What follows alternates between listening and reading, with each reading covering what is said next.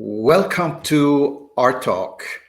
Agreeing to disagree implies win-win. So does today's topic, surrender.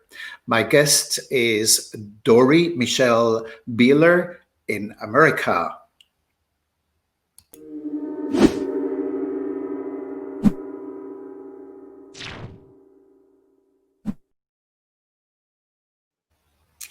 Welcome, Dori. Thank you. Good morning. Good afternoon. Good morning to you. Indeed, it's an early morning on your side. Early bird catches the worm. So they say. That's my motto. Good for you. Good for you.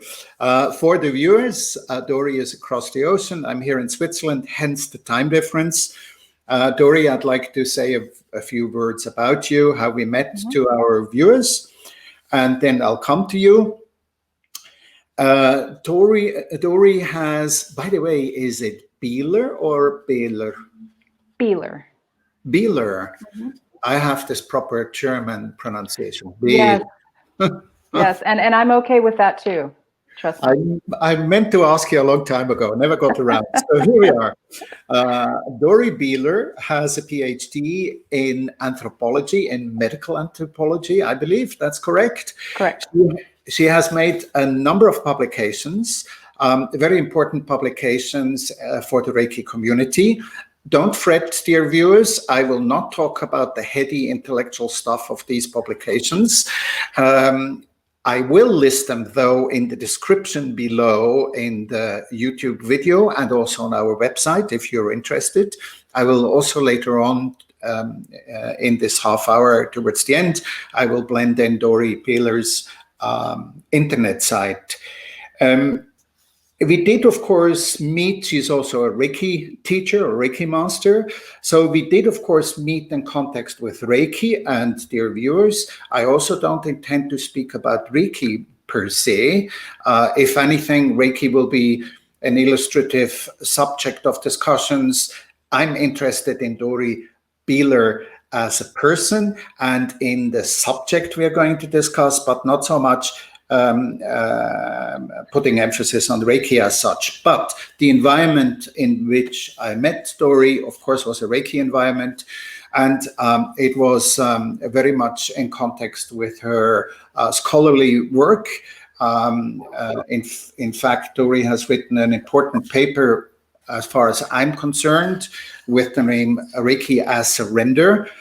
More recently, she has been the co-author of this new book. It just came out towards the end of 2020, Reiki Practice and Surrender. And I will come back to why surrender is such an important topic for me personally. So this was the environment in which I met Dori. Dori has always been, and it struck me and it impressed me as inspirational because she's been prepared to serve the Reiki community. Whenever we in a professional Reiki association had a conference in the good old days when we still met in person, Dori, no matter what time it was at her side of the ocean, was prepared to join us online. And also she has been instrumental in the drawing up of a code of conduct for the European Reiki group, for ERG. This is the framework within which I met Dori. I was actually introduced to her by Dr. Jojan Jonker, the co-author of the book I just showed, and with whom I'm working on a number of other projects in relationship to reconciliation. The topic of surrender, it's so important to me because I learned Reiki with a framework where surrender was a very central pillar. Pillar may be the wrong word, more like a safety net. And I found the concept of surrendering a very central theme to my own life. It is a principal concept by which I attempt to designed my life and the way I live today. So that to me was a major reason why I wanted to speak to Dori about surrender.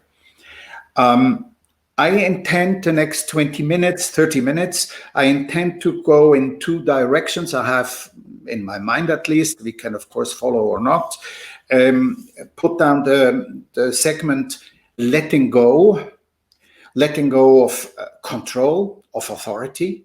And the other segment would be indeed authority.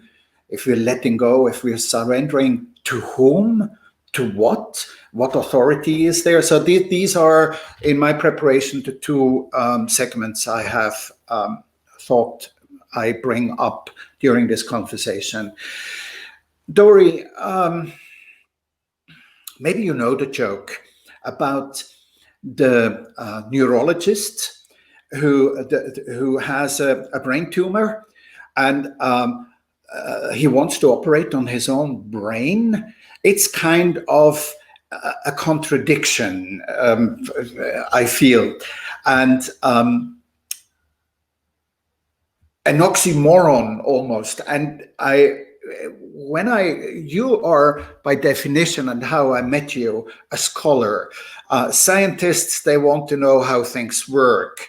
They want to understand, they analyze, and it's almost a contradiction when we speak about surrender, which I associate with letting go of all the neediness to understand and to control. So what do you say to this? Do you understand why I say it's somewhat of a contradiction? Oh, most definitely. Yeah, it's not only a contradiction, but I think it's also so nuanced in the ways that we do let go, or the ways that we do give over authority or not, that we don't even know we're doing it. And I understand your opening. This isn't just about Reiki, but quite frankly, it's like you, it's in the Reiki environment where surrender became such a topic and a theme to think about very deeply. So I feel like I can't talk about surrender without talking about Reiki at the same time. And I think even for the folks that I worked with throughout my research, I think there's definitely a group that sees surrender as being very integral to their daily practice and their way of life, as you explained it. And then there's another group that just doesn't see it that way at all. And I think that linchpin of why they do or don't is based on exactly what you mentioned with respect to authority. Who are they giving up authority to if they surrender? And I think that feeling that they have or will not or will always maintain that authority within themselves is what keeps people from seeing surrender as something that's possible. Yeah, my first associations in everyday language with the word surrender has a ring of giving up, of resigning, of losing the battle, and particularly as a man who was born in the 1950s, growing up in the 60s. Who was confronted with belief systems. A man doesn't show emotions. A man is a pillar. A man has to behave in certain ways. The concept of letting go of control, like I said, that's one of the segments I wanted to go to, was almost like, again, like a contradiction to my own definition of who I am and what defines me as a man. What happens to me as a father, as a husband, as a lover, when I start to let go of those concepts which seem to have been so important. Mm-hmm. Yeah. Well, I think and quite frankly, when you talk about my publication, my article that I wrote about surrender, and one of the things I really had to grapple with in constructing this argument of surrender within Reiki Because I want to pause for a minute and say I didn't make up the idea that surrender exists in Reiki, as you well indicated earlier. It was brought to my attention by the Reiki masters that I was working with. A gentleman asked me, has anybody mentioned surrender to you? And I was like, no, not that I know of, right? So I had to go back and look through all my data to connect the dots. And having said that, when I was writing the publication, I think one of the difficult struggles was dealing with that locus of control. Like, where does it come from? Where does it exist? And of course, it's something you mentioned again earlier. It's about power, right? So I think, unfortunately, surrender's gotten a bad rap over the years, you know, in the sense that when we think about power, and likewise power, right? When we think about power, we have one definition of power, and that is that someone has it and someone doesn't. And I think one of the interesting things that I was able to work through in this particular publication is the idea that power can also be relational. There can be more than one, and it can be dynamic. It can go back and forth. And in fact, in order to construct the argument and the evidence that I did for this article, I in fact had to demonstrate how Reiki energy, as we call it, is one of those dynamic entities that is involved in surrender. It's not just about one person or being losing control or gaining control, but rather it's this dynamic relationship between Reiki and the self, if you will. So. I am with you. I do find the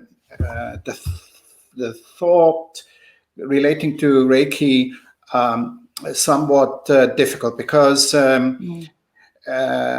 very often, and I consider this like an old paradigm of Reiki, this energy which I spoke to a physicist also on one of the art talks, where we came to the conclusion it's actually not an energy,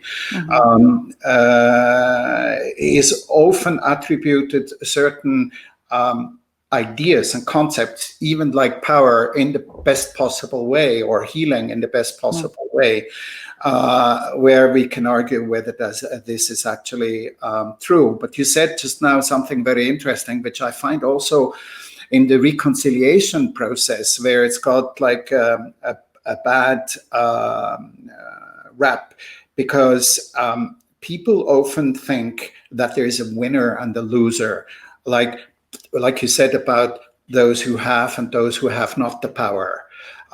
Whereas to me, that's a major misconception of what true reconciliation is about, because that's the objective of leaving the arena of reconciliation, where both are strengthened. The victim and the offender come out of it stronger than they were before. So I think surrendering, one of the misconceptions, and it's interesting what you said, because I believe you, if I understand you correctly, you differentiate between an inner authority and an outer authority. And in my book, it boils all down to the inner authority. I almost to the point where I would venture to say, if surrender is truly done, it is the concept of an outer authority dissolves, doesn't exist anymore. Do you know what I'm trying to say? Yeah, I do. And I certainly can take that on board. And the way in which I talk about surrender is, of course, informed by the data that I collected during my research. And so I often try to talk about surrender, especially in this context, as it relates to my work, in the way that it was explained to me by the people that I worked with. And so in doing that, I really have to negotiate, their belief systems and how they construe what Reiki is. And I agree with you. I leave it open that it may not be energy in the way that we talk about it or the way that it is spoken of. I certainly am on board with that. But the belief system for a lot of people is still there. right? So how do you even negotiate that? So for me, working as I do, I'm a person-centered anthropologist, meaning I take at face value what, phenomenologist even, I take at face value what people tell me, and then I try to present that in a way that others can understand it, using theory and paradigmatic ideas. And so naturally, in this particular publication that you've referenced, I had to try and make sense of how it is that Reiki can have that presence as an external authority. And I want to say, and I'm not trying to minimize or cast things in a bad light at all, of course, but as humans, and I'm speaking very generally here, as humans, we have this innate need to, I think because we've been formed this way from centuries of religious practice, but this idea of having an external, that there is an external, like God, God exists. Well, if God exists, then Reiki energy exists, or Reiki as an external authority can exist. It's almost like projecting that ideal onto Reiki in a way, if you will. I'm with you, and that's where I diverse a little bit, because yes, there may be something like God or an external higher force, a maker, and there may not be. Right.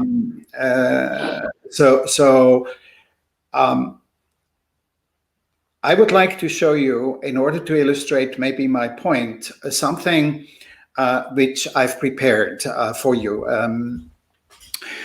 I must say that this question of letting go of control and what happens then, and who is there an outer authority to whom we surrender the control, was a focal point in my training to become a Reiki teacher eventually, but it had nothing to do when back in Hong Kong, we used the body and embodiment, another interesting catchword word you wrote about, and I had recently an art talk about, incidentally, and I was glad to have your inspiration for it.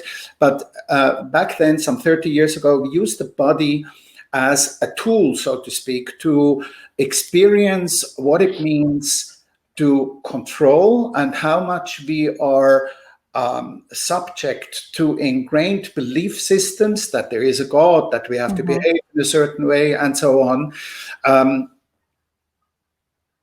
And what we did was, let me show you the video I prepared for you. That will illustrate it better.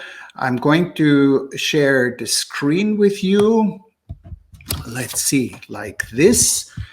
And I will play it, and I will interrupt it and explain it a little bit. This we did yesterday, and note in the background of my two guests. Hello, Dori. Hello, Dori. You see what we've done for you? I've got the guest here, Ryan, my friend from downstairs. He came up to play chess. And of course, my wife, Misha. Here is a small lesson in letting go or surrender. Now, Misha had the instructions, they both had the instructions that when I come over, he doesn't speak English, by the way, when I come over, that they should simply let me guide their arm. They should surrender all the muscles in their arm to me. Now, watch what happens.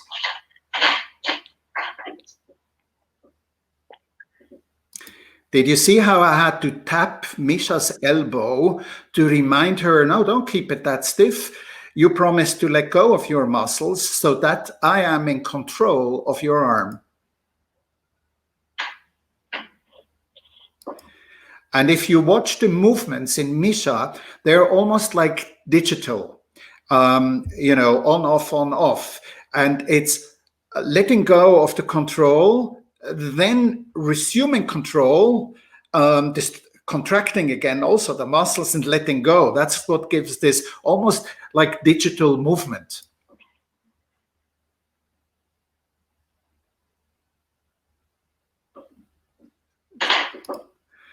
So you saw that very clearly when I lifted also her hand up, that it was not like a fluent, watch what happens now when I do the same with the little boy.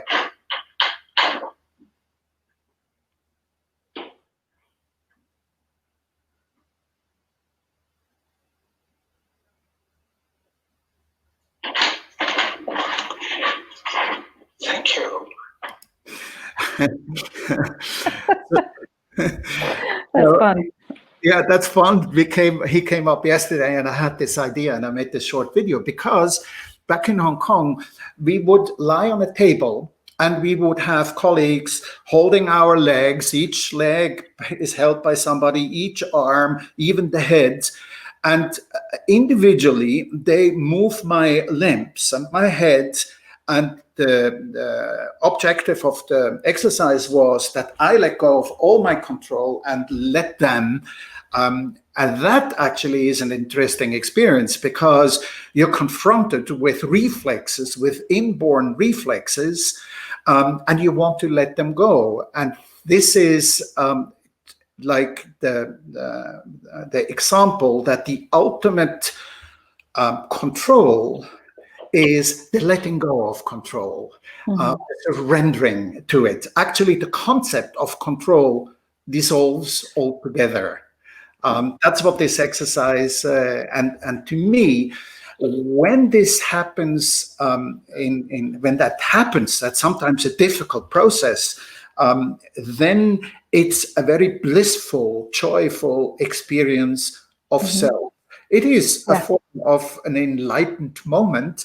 And interestingly, when I did some research, I came across a TED Talk with the interesting title, The Ecstasy of Surrender.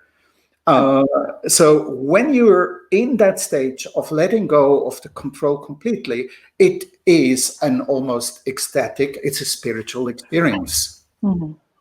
Yeah. And the only authority at that moment is not the other people, but I myself. Mm-hmm. Yeah.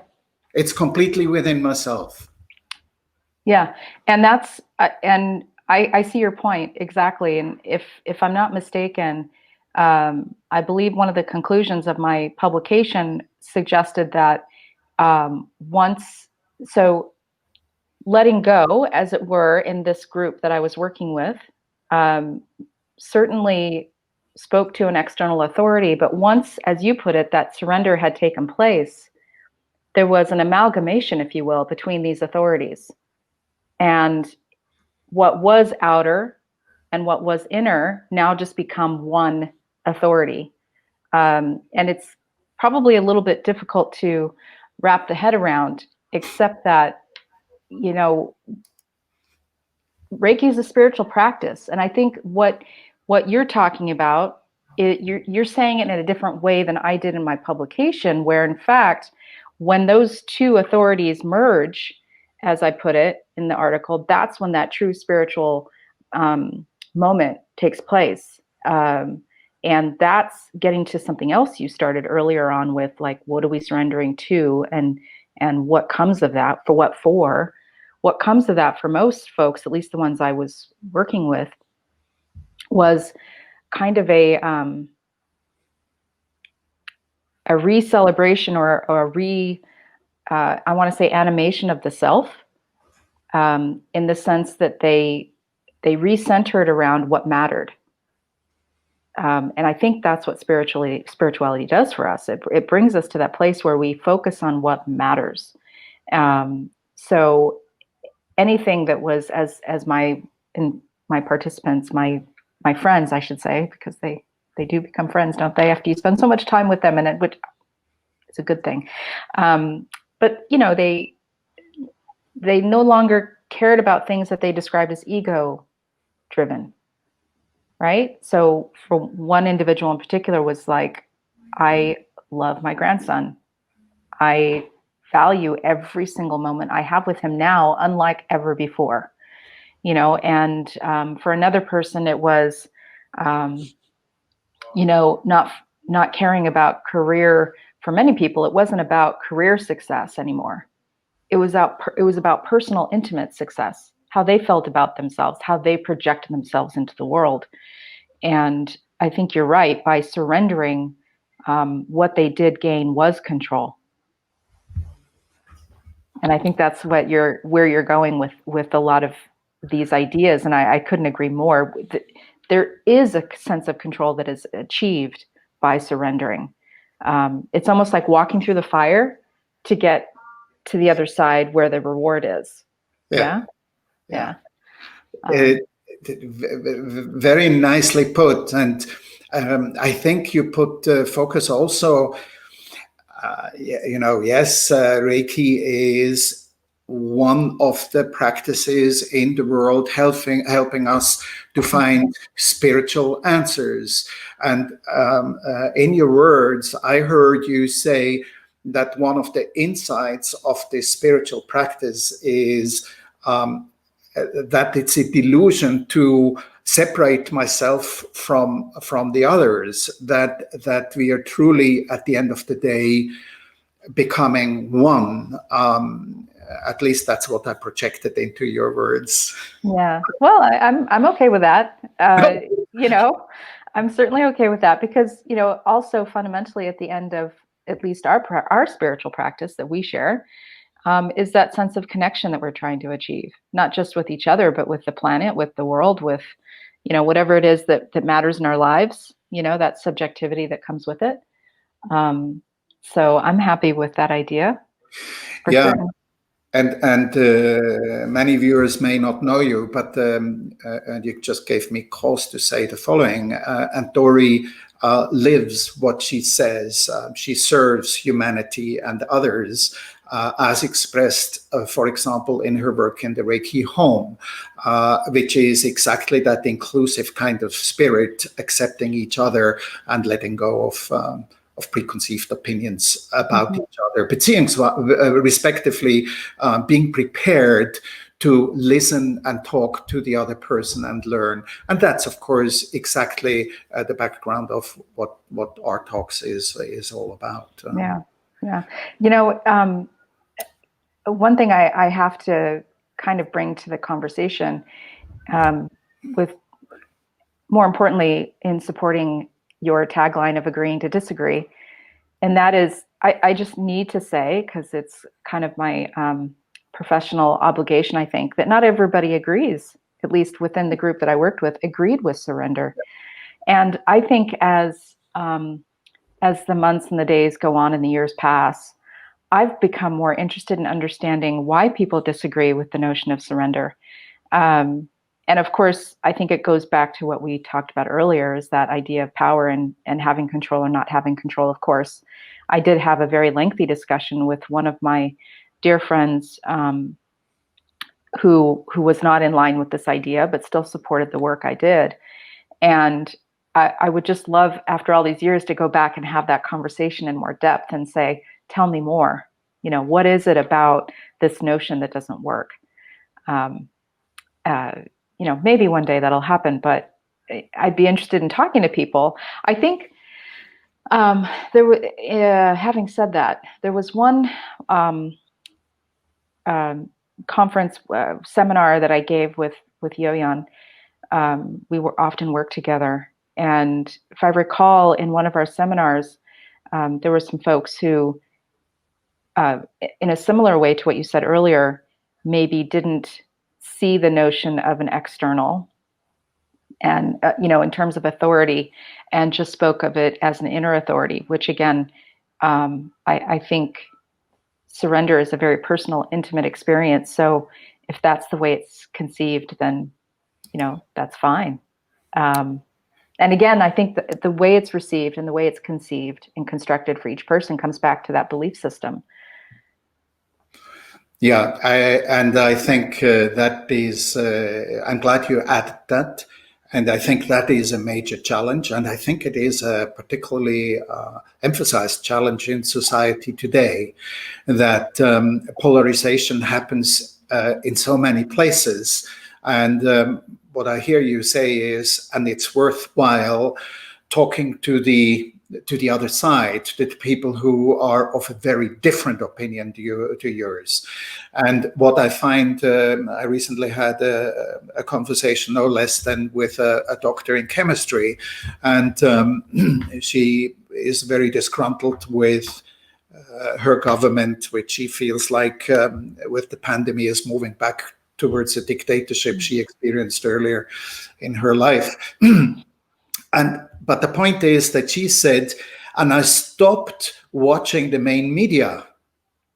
And I think this is very dangerous. If we are starting to believe that we can only talk within our echo chamber and not look beyond the boundaries of our own little garden and to the neighbor and getting conversation, even if he disagrees, that is a major challenge we're having today. So your word, I think, was very wise, and we're coming towards the end, and it's almost like the final conclusion of this. Here is, as I promised, Dori's website. Dori, but don't want to cut it off like this. I would like to give you the last word, and I would like to ask you maybe something you have burning under your nails still you want to say, or otherwise just tell me how you experienced how this was for you. Oh, wow. Well, I can say that it was too short. Can we stay longer? I feel like we just scratched the surface, quite frankly, about what's involved in all of this. And yeah, I guess just I realize we need to respect people's time, but just to conclude that, or at least get back to what you said about listening to the other, and that's very powerful. I think by not listening to the other, by staying in that echo chamber, as you called it, that's where fear starts to develop. And fear is what drives a lot of misunderstanding. So, and I think perhaps there's fear involved in not surrendering. I don't know, but getting back to that. Yeah, getting back to that. What would we lose by surrendering? I think people maybe struggle with perhaps that question. Very good point. Very good end of our art talk. And yes, we must continue. I'm looking forward to it. Whether we continue where we leave it today, and I suspect that will be the case, we will be on a new plane. We shall see. Bye-bye, Dori. Thank you very much. Thank you. It was a pleasure. Dear viewers, this was terrible. I don't want to cut you off that quickly. Bye-bye, Dori. I thank you very much. You're welcome. Bye for now. And dear viewers, thank you for your patience with my using the wrong buttons. And I hope you will join us again with the next interesting art talk. Bye-bye for now.